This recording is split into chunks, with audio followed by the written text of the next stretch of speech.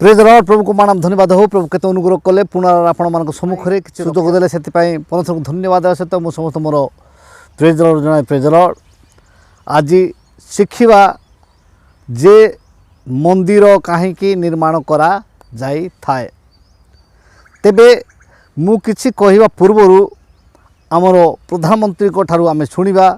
तापर आमे आगु आमे शिखिबा। आज हमारे राम आ गए। हमारे राम लला अब टेंट में नहीं रहेंगे। 22 जनवरी 2024 आमे शुणिलु जे प्रधानमंत्री को ठारू जे 500 वर्ष धरी से राम कौन करते टेंट रे रोते से आउ से आज ठार आउ टेंट रे रुहंतु नाई से कौन कराहब आउ मंदिर निर्माण करके ताकू मंदिर रे आणिलु बोल कहते आज जो जनवरी 22 2024 ठार आउ से टेंट रे रहिबे नाई से कौन मंदिर रहिबे बोल ताकू मंदिर को आणिले एवं मंदिर रखिले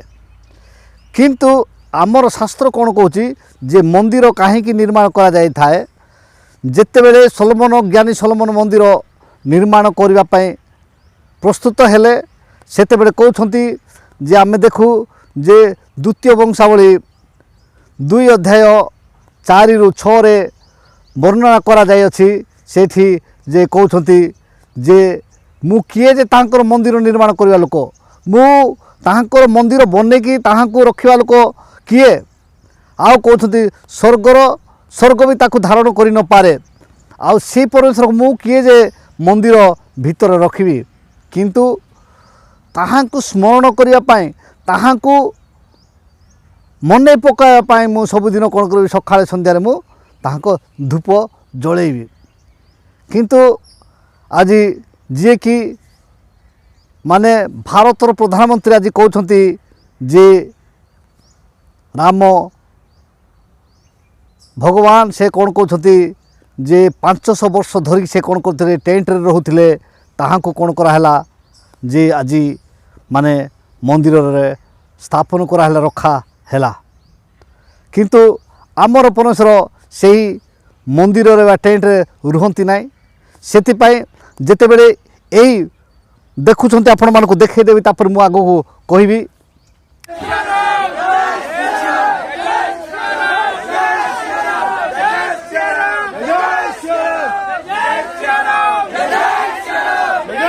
देखिले जे आमर लोक मान कौन प्रकार रिएक्शन होना जे ए मान आसिकी माने चर्च घर ऊपर क्रूस पाखे जाकि कौन कर पताका बांधुंट किंतु लोक माने कौन से उत्तप्त होना गरम होना कहीं जेहेतु से जानी जे केवल गृहटी हूँ उपासना करने परमेश्वर को धन्यवाद देवाई प्रशंसा करने किंतु ईश्वर आत्मा ये माने रुहे से करंती मंडली को प्रेरित पाउल लिखिले करंती 3 अध्याय 16 पद लिखाई जे तुम मानकर हृदय होची ईश्वर मंदिर से तुम ठार बास करने चाहती से आम अंतर रहा चाहती आम परमेश्वर से बाहर रहा चाहती ना से एमती कोटी कोटी टंका खर्च करके आमर लोक मैंने ये आडंबर करती ना छोट घरटी भी बनईकि से ईश्वर को आराधना सेवा आराधना कर केवल कौन छाई पाइबापी से छाई पाइले बसिकी ईश्वर को विषय आलोचना करने बनई थांती ये कोटी कोटी टंका फिंगा ही न था किंतु आज जे आज देखु प्रधानमंत्री कौन कहते जे जेते भी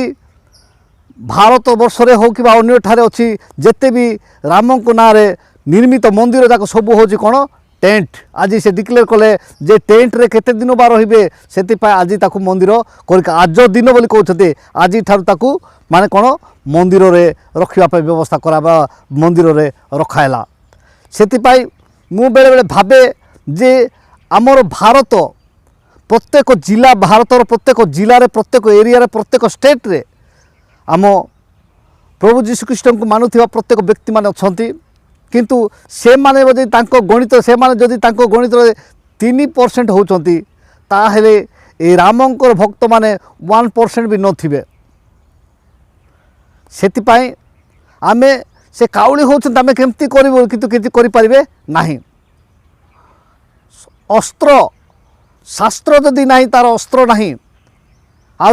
ଯେଉଁ ଜିନିଷ ଶାସ୍ତ୍ର ନାହିଁ ଆଉ ସେଇଟା ଆପଣମାନେ ଲୋକମାନଙ୍କ ନିକଟରେ ପ୍ରକାଶ କରନ୍ତୁ ନାହିଁ। ଗତ ଦିନ ମାନଙ୍କରେ ଆମେ ଦେଖୁଛୁ ଡିସେମ୍ବର 25ରେ ନିଜେ ମୋଦିଜୀ ପ୍ରମାଣ କଲେ ଯେ ଯୀଶୁଖ୍ରୀଷ୍ଟ ହେଉଛନ୍ତି ସତ୍ୟକୁ ପ୍ରକାଶ କରିବା ଲୋକ। ତାଙ୍କର ଇଚ୍ଛା ଥିଲା ସତ୍ୟକୁ ସତ୍ୟ ଧରିବା। କିନ୍ତୁ ଏବେ ମୁଁ ଆପଣମାନଙ୍କୁ ଶୁଣେଇ ଦେଉଛି ରାମଙ୍କ ବିଷୟ କହୁଛନ୍ତି କିନ୍ତୁ ସେଠି କ'ଣ କହୁଛନ୍ତି ଆପଣମାନେ ଶୁଣନ୍ତୁ। राम भारत का आधार है, राम भारत का विचार है, राम भारत का विधान है, राम भारत की चेतना है, राम भारत का चिंतन है, राम भारत की प्रतिष्ठा है, राम भारत का प्रताप है, राम प्रवाह है, राम प्रभाव है, राम नेति भी है, राम नीति भी है। बाइबल में विचारपति को सामने ठिया ही था से विचारपति को सामने खाली मुखरे कहले हेब ना। विचारपति को केवल मुखरे कहले हेब ना। विचारपति कौन देखार पड़ो वकील लयरमैन मैंने अच्छा से कौन करेंगे जे विचारपति को सब कौन लिखुं विधान जोटा कि आम संविधान विधान देखाती जे ये विधान में यही जिनस लिखाई এই আক্টে লেখা হয়েছি এই জিনিস লেখা হয়েছি এই কেসরে এই ফাইনাল হওয়া কথা সে মানে দেখুଛନ୍ତି সেমতি जोटा कि शास्त्र नहीं से लोकों विषय बा कहवाई आम आमर किसी प्रमाण तो ना एमती तो लोक मैंने माने मद कि पीकी लोक मैंने कहला बेले अनेक लोक कही दिखती किंतु शास्त्र जेटा अच्छी से शास्त्र करतु। मुझे देखुली जे प्रथम वंशावलीर 2 अध्याय 4 ରୁ 6 पदरे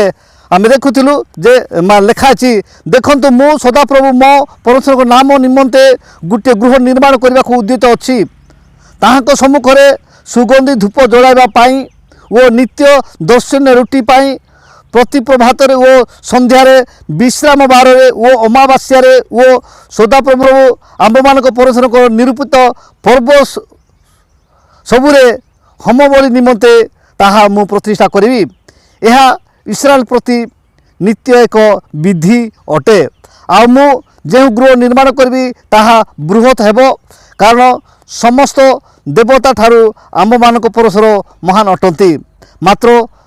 ताहांको निमंते गृह निर्माण करने को किए समर्थ जेहेतु स्वर्ग और स्वर्ग ही ताहांको धारण करि न पारे तेबे मु किए जे ताहांको पाई गृह निर्माण करी केवल ताहांको सम्मुखें धूप जलाइवाई ताहा करी। एडे देखुचु जे मु किए जे ताहांको पाई गृह निर्माण करी एटी प्रश्नवाचक चिन्ह अच्छी केवल ताहांको सम्मुखें धूप जलाइबा ताहा करी केवल धूप जला जाई थाए किंतु आज डिक्लेयर करछंती मोदी जी जे कि प्रधानमंत्री से कौन कहते जे कौन कराब से टेंट रे रोते किंतु एबे मु कौन कहछि ताको केते वर्ष रहिबो बोल कि भाबिकी मु कौन करछि जे घर को आणुथिबा गृह को आणुछि एई प्रकार भाव से लोक मान निकट में अभिभाषण देते किंतु कारण किछि लिखित शास्त्र नहीं जहाँ मुख पाटी मुखर जहाँ आसला ता कही चली द्वितीय वंशावली 6 अध्याय 18 पद देखु मात्र परमेश्वर कौन पृथ्वी रे मनुष्य मान संगे नितांत बास करेंगे देख स्वर्ग और स्वर्गर उपरिस्थ स्वर्ग तुमको धारण कर न पारे तेबे आम निर्मित यही गृह कौन पारिबो एटे से निजे प्रश्न पचार जे स्वर्ग भी धारण कर ना तेबे आम निर्मित गृह कौन तुमको रखिपार कि से रखापी नुहे खाली ताहांको उद्देश्य धूप जलाइवाई बना जाई थाए से धर्म विषय शिखापी धर्म माने विषय आग को जानापी लोक मैंने घर द्वार बंधु बांधव छाड़ी से मैंने ट्रेनिंग जाती किंतु आम शुणी कि आम भिन्न भिन्न समस्या उत्पन्न करुछु से कहवाक चाहे जे आज जो माने धर्म विषय चिंता करुछंती चिंतन करुछंती से माने शिखंतु दिन थिला जे आपण माने जहाँ कहले लोक माने शुणुथिले आज देखंतु ए दुर्वृत्त माने माने जाकि चर्चर ऊपर जाकि से झंडा बांधुछंती ତେବେ ଏଇଟା କ'ଣ ଧର୍ମର କାମ କି? ଏଇଟା କ'ଣ ଈଶ୍ୱରଙ୍କ କାମ କି? ଏଇଟା କ'ଣ ଲୋକଙ୍କର